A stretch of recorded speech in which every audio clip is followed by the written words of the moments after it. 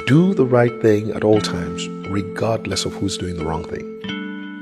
You know, one evening, on a Sunday evening, I was driving down the streets of Lagos and I approached a traffic light. There wasn't much traffic going on that day. In fact, there really was no other car crossing past the light. And so I stopped at the right light because it was a red light. And apparently there had been a little build-up of the traffic behind me. But because there was no other car passing across the road, I started to hear the honking of the car behind me.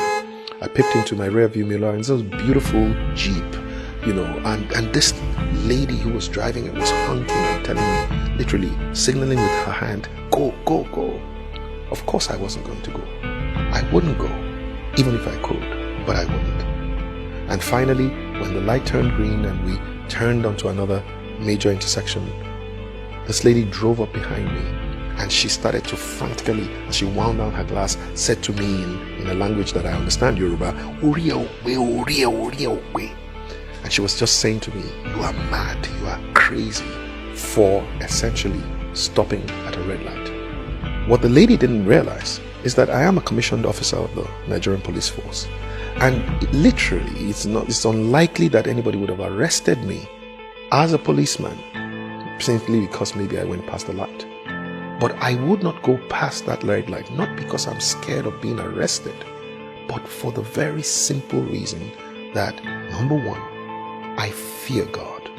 Number two, I love Nigeria and I love the people of this nation. Number three, this is the most important one, I do have a respect for the law. That respect for the law is a respect that I have chosen to give the law because of my values. You see, the other thing that the lady did not realize was that as she was winding down her glass to tell me how crazy I was, she had wound down the glass, the rear glass, and two little beautiful girls were peeping their head out of this beautiful Jeep, looking at this man who their mom had just told was a madman for stopping at a red light.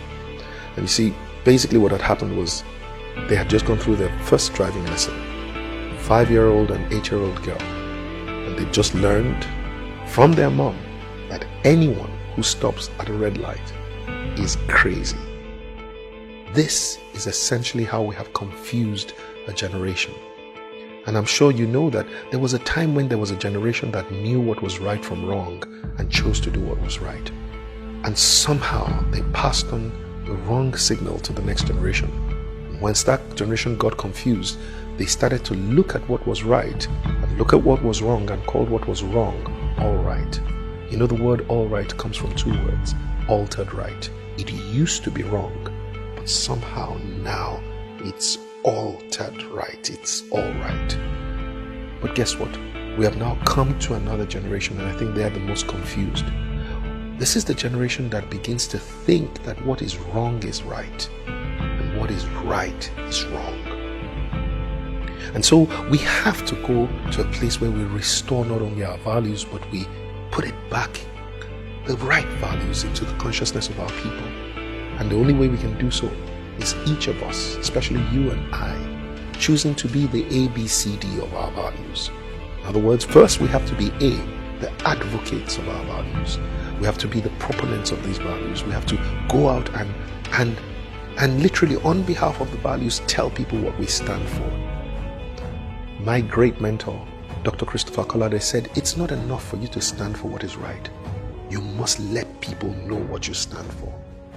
But then, apart from being an advocate, we have to become believers and behavers of our values. In other words, don't just say what you believe, behave in accordance with your beliefs. And then there is C, be a champion for your values. Choose to make and convince other people what it is that you stand for. And the last one, be a defender for your values. You know, you have to defend your values. Every time your values are violated, stand up for your values. You're standing on a queue and somebody else wants to go past that queue, say something. Don't just say Nigerians. No, say something. Insist that your values, the right values, must also be defended. And this is how we will put the right values back into the consciousness of our nation. Each one advocating, believing and behaving, convincing and defending our values. So go ahead and do the right thing at all times, regardless of who is doing the wrong thing.